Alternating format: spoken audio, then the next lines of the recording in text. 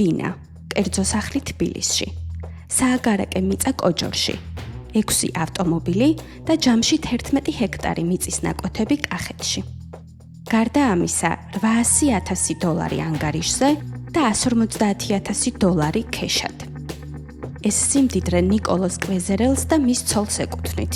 სახელი და გვარი თუ არაფერს გეუბნებათ, გეტყვით, რომ კვეზერელი ვეტერანების საქმეთა სახელმწიფო სამსახურში დირექტორის პირველი მოადგილეა.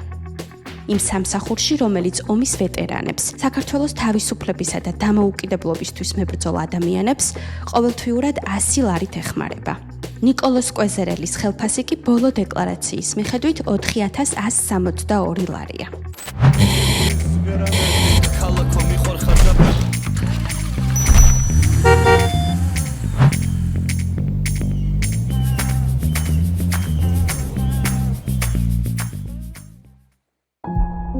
მაშინ, როცა ქვეყნის მოსახლეობის 13% სოციალური შემწეობის იმედად ცხოვრობს, დანარჩენი კი სიღარიბის ზღვართან ახლოს, გიჩვენებთ, როგორ ცხოვრობენ გავლენიანი ადამიანები, მაღალჩინოსნები და მათი ერთგული მსახურები. გახდით ჩვენი გამომწერი და ამ გადაცემის მომდევნო ეპიზოდები არ გამოგრჩებათ. ფაქტებსა და დოკუმენტებზე დაყრდნობით მოგიყვებით ფუფუნების ამბებს. არ დაგავიწყდეთ ამ ვიდეოს გაზიარებაც. ეს ეპიზოდი დააფინანსეს აიფაქტის მხარდამჭერებმა. ქალაქეებმა, რომლებიც მიიჩნევენ, რომ დამოუკიდებელმა ჟურნალისტებმა ხელისუფლება უნდა აკონტროლონ.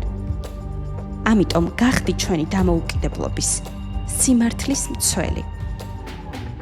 კვეზერელი საჯარო მოხელია 90-იანი წლებიდან მოყოლებული. ჯერ უშიშროების სამინისტროში იყო და იგორ გიორგაძის მინისტრობის დროს ქვედანაყოფ ომეგას მეთაურობდა.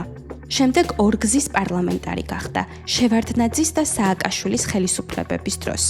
2008 წლიდან კერძო ბიზნესს მიჰყო ხელი.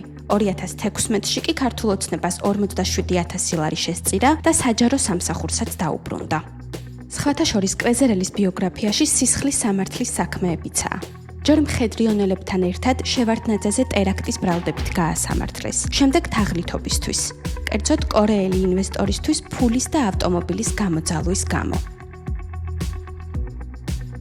ნიკოლოზ კვეზერელის უძრავი ქონებიდან ყველაზე თვალშისაცემია ორსართულიანი კერძო სახლი მანსარდით და ტერასით დიღმის ჭალებთან ახლოს.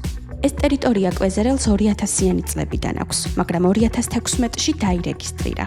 სახლის მშენებლობაში კი ეტაპობრივად $1,000,000 აქვს დახარჯული. კვეზერელი კიდევ ერთ კერძო სახლს კოჯორში იშენებს. სააგარაკე მიწა 2025 წელს იყიდა $100,000.